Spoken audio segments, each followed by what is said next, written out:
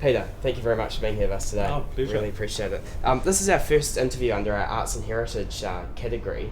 Oompha is all about inspiring people to achieve extraordinary things. What or who inspired you to get into cooking and food in the first place?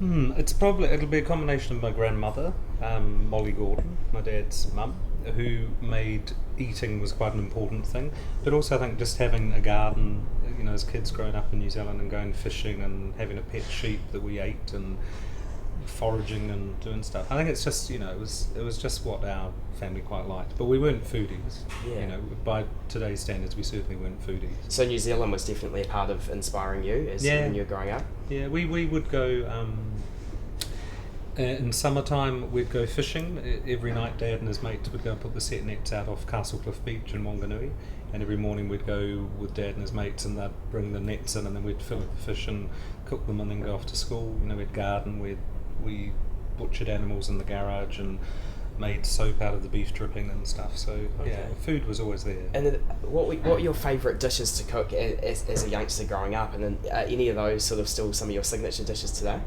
Yeah, our family were probably like a lot of New Zealand families. We used the Edmonds cookbook, so that was where we followed a recipe, and then otherwise it was meat and three veg. The freezer was always full of crayfish and paua that we'd get down at Ngawi, down in Cape Palliser. But recipes that I followed were baking, and then salads. That was always exciting, making a salad with condensed milk and mayonnaise, and then lots of experimenting as well with just different combinations and so on. No, that happened to me when I moved to Melbourne. Actually, Okay. In 1981, I left university, went to Melbourne, and began an apprenticeship, and that's when I began really cooking. Yeah. And was that because you sort of worked out that food was what you really wanted to spend your life dedicating it to, or? Yeah, well, when I was 15, I applied for a job with Air New Zealand as an apprentice, and I was turned down, which I've often thought was a really good thing. At the time, it was gutting, it's to be turned down. I was 15, I thought this is my career, food and travel, nationally aligned, it's going to be wonderful. And what happened was I had 3 interviews, didn't get the actual apprenticeship, and then thought, what do I want to do? I wanted to become a winemaker, so I went off to university, and after a term realised that if I wanted to be a winemaker in 1981, I probably should go to a different college in Australia. Okay. And so I left and then got a job as a waiter. After a week, realised actually I want to be a chef. That's all I've ever wanted to be. I made my first cookbook when I was 4, and I asked my boss if I could be a chef instead of a waiter, and she sacked me. So you've travelled the world extensively, all over the place, from Asia to, as you said, you lived in Melbourne, New Zealand. So what countries have inspired your food the most, and why? I'd say pretty much every country I've been to, except Poland, has inspired my food, really. In Poland, I didn't have a lot of good food, but everywhere there's something to find, whether it's lovely wild herb, made with a pasta sauce in Italy, or coconut milk and palm sugar and fish sauce in Southeast Asia, sancho berries and kanome leaves in Japan. Everywhere is inspiration. I mean, from the food world, everything is inspirational except Poland. Oh, that's right, yeah. And it's been said that you push the boundaries of cooking from where one national cuisine starts and another finishes.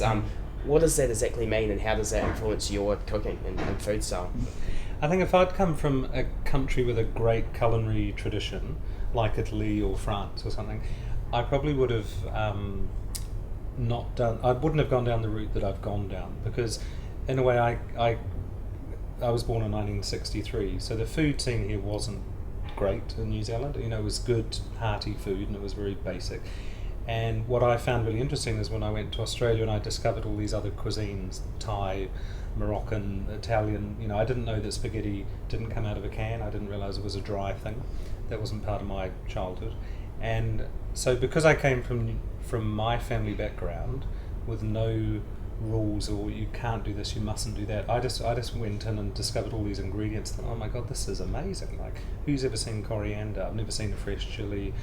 People use garlic more than 1 clove a year, sort of thing. So I embraced everything, and what I do is I look at flavours and ingredients as the characteristic of it, the trait of the particular flavour, rather than this only goes with that, this is only served with seafood, this is only serve with the main course or something. I look at it all and go, what can I do with it? And so I find inspiration from new ingredients all the time. When you started your own businesses and restaurants, was that sort of a scary step, venturing out from having worked in restaurants before to now owning it and taking that financial pressure on? No, it was fantastic.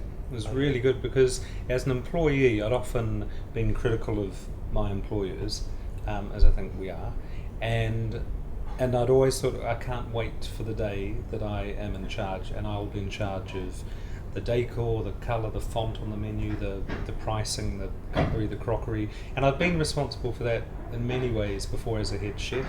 And I'd been a head chef at the Sugar Club in Wellington when I was only 23. So it was quite an early age to be in charge of something. But when we opened the Providores in London, which was in 2001, and there were 4 of us who set the business up, it was fantastic. I mean, it was risky, of course. We borrowed lots of money. We had some friends in Turkey who put some money into the business as investors.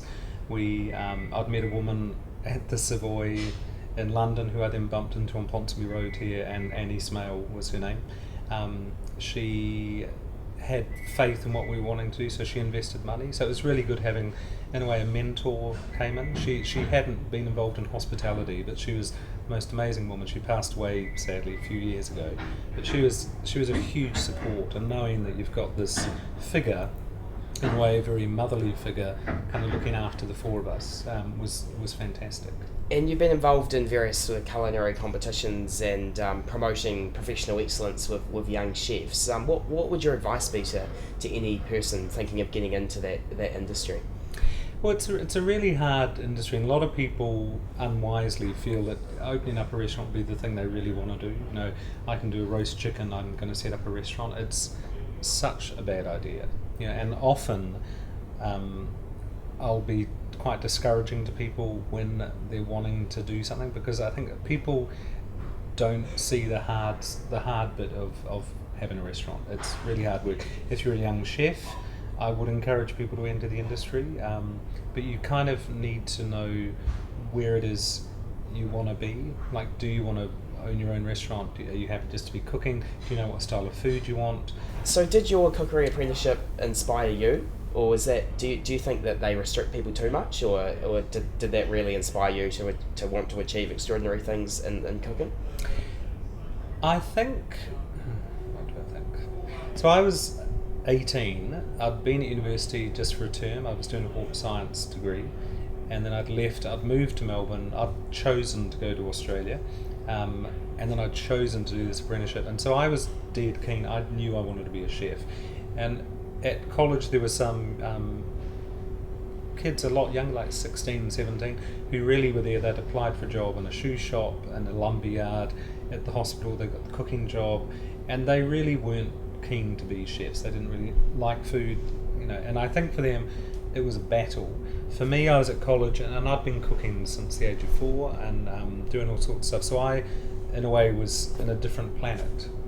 And what I got from my apprenticeship was a focus. Every Friday I'd be at college, at William Angus College, and I would be there doing the stuff, and I would sometimes pull my hair out, because I felt like I already knew what they were learning. But of course, when you're doing an apprenticeship and when you're training, they teach from often the most basic. So if you're slightly more advanced, it can be incredibly frustrating. So when we did potatoes for 4 weeks, I was like, seriously? I've been, you know, I know potatoes, I can do that. But I stuck to it, and I found it quite good. When I graduated, I was given a Larousse Gastronomy as my graduation present. I won Best Theory Student in the college, and they gave me Larousse, and I spent my whole time battling French cuisine, because I was like, can we please use tofu? Can we please do something with coconut milk? Can we do something with coriander? Can we look at the food of Indonesia? Do we have to only do France and Germany and Britain?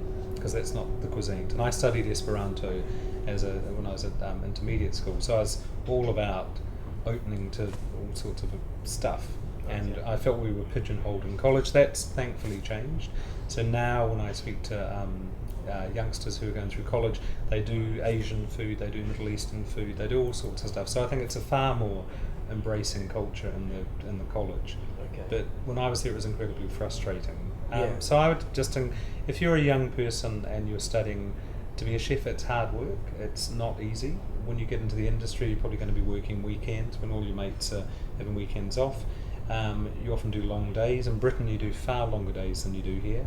New Zealand has a 40-hour-a-week culture that I've never quite grasped myself.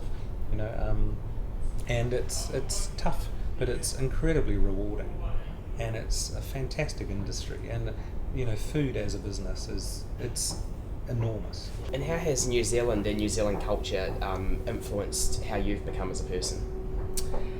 I think New Zealand, when I was growing up, and I think New Zealand has changed a bit, but when I grew up, New Zealand was very much an egalitarian society.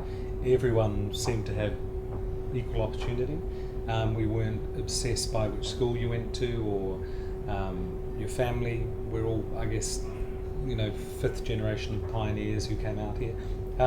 So I think that's helped me in my career. I know it certainly helps when you get young New Zealand chefs in the kitchens in Britain.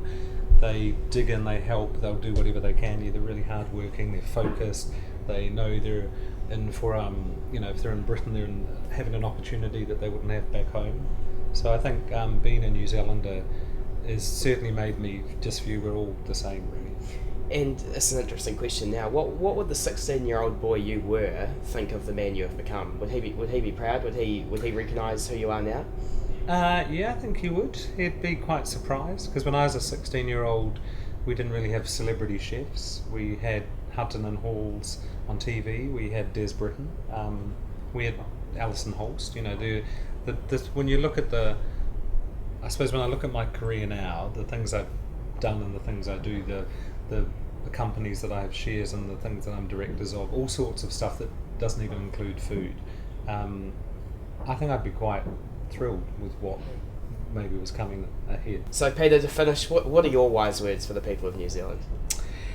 I would say it's really hard work. Nothing's easy.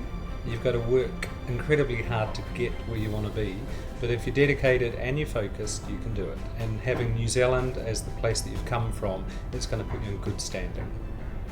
Peter Gordon, thank you so much. Pleasure. Cheers.